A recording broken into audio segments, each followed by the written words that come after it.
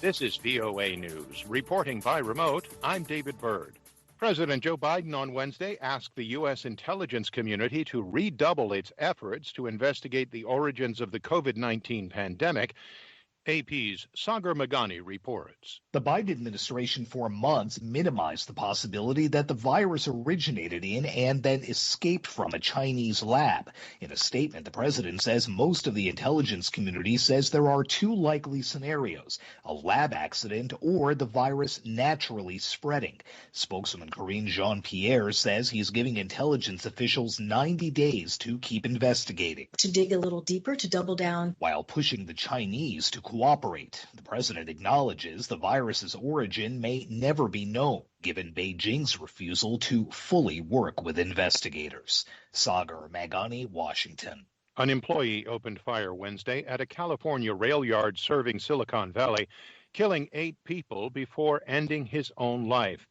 Authorities said the suspect was an employee of the Valley Transportation Authority, which provides bus, light rail, and other transit services throughout Santa Clara County, the largest county in the Bay Area. Law enforcement officials identified the shooter as 57-year-old Sam Cassidy.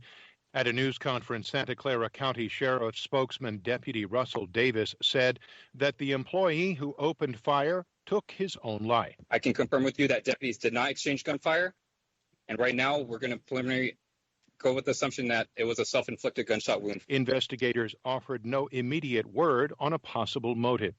The shooting took place Wednesday morning at a light rail facility in San Jose, next door to the sheriff's department and across a freeway from the airport. For more on these stories and the rest of the day's news, visit our website. This is VOA News. A court in The Hague on Wednesday ordered Royal Dutch Shell to significantly deepen planned greenhouse gas emissions cuts by 45% in 2030. Reuters' Gillian Kitchener has more. The ruling comes amid rising pressure from investors, activists, and governments on energy giants to shift away from fossil fuels and rapidly ramp up investments in renewable energy. Judge Larissa Alwyn read out the first of its kind ruling.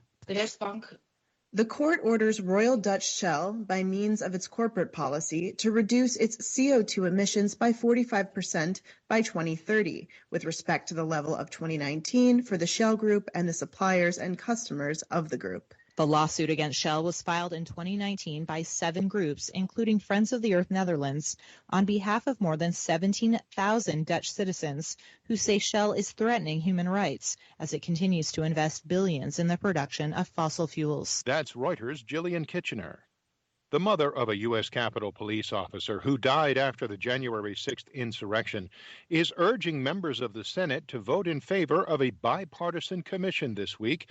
AP's Jackie Quinn reports. With a procedural vote soon to take place in the Senate and expectations, there won't be the needed 10 Republican votes to pass the measure. Gladys Sicknick made a plea for their support to investigate the truth of what happened at the Capitol. Her son, Officer Brian Sicknick, died a day after violent confrontations with rioters. Mrs. Sicknick said congressmen and senators who are against this bill should visit her son's grave at Arlington National Cemetery and think about what their, quote, hurtful decisions will do to those officers who will be there for them going forward. Senate Minority Leader Mitch McConnell has called on Republicans to block the measure, accusing Democrats of wanting a commission to litigate Donald Trump's involvement. I'm Jackie Quinn. Memorial Day usually marks the beginning of the summer travel season in the United States, but as AP's Rita Foley reports, that might be different this year. Air travel within the U.S. is nearly back to 2019 levels, pre-pandemic. But what about international travel? The U.S. still bars most visitors from Europe, China, India, Brazil, and some other countries, too. The State Department calls most of the world's countries high risk. Even U.S. citizens returning from international travel have to pass a COVID test. But the travel industry is running out of patience with this. Spokeswoman Tori Emerson Barnes pointing out more people are getting COVID shots and the infection rate is decreasing. She says it's critical for the economy to reopen international travel. I'm Rita Foley. Reporting by remote, I'm David Byrd, VOA News.